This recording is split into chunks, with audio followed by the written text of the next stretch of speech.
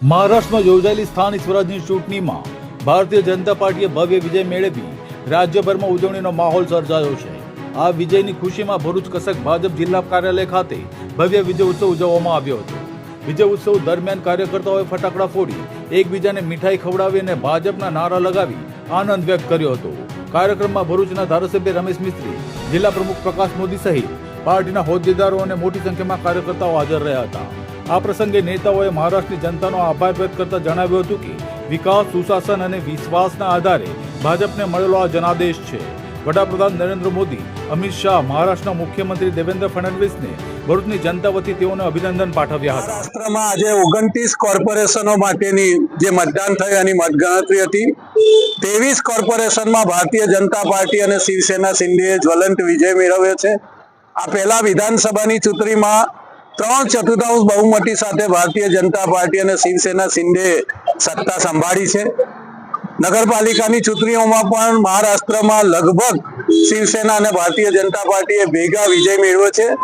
આજે 29 કોર્પોરેશનમાંથી 23 કોર્પોરેશનમાં જ્વલંત વિજયની તરફ ભારતીય જનતા પાર્ટી અને શિવસેના શિંદે એ આગળ વધી રહી છે।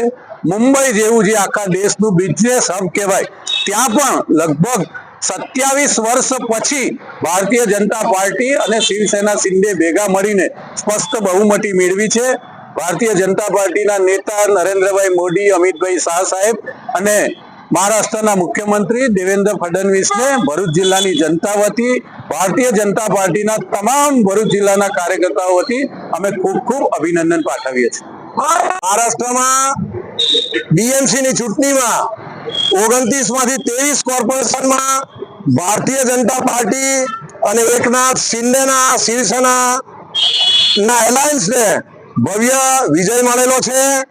આ અગાઉ પણ વિધાનસભામાં પણ ભારતીય જનતા પાર્ટી અને એકનાથ શિંદેના એલાયન્સને ખૂબ જ જ્વલંત વિજય મળેલો છે અને આજે પણ એ રીતે બીએમસીના એલાયન્સને ભવ્ય વિજય મળેલો છે। એટલે ભારતીય જનતા પાર્ટીના શીર્ષસ્થ નેતૃત્વને ખૂબ ખૂબ અભિનંદન આપીએ છીએ। ભારતીય જનતા પાર્ટીના સમગ્ર જિલ્લાના કાર્યકર્તાઓને અને દેશભરના કાર્યકર્તાઓને પણ અમે ખૂબ ખૂબ અભિનંદન આપીએ છીએ।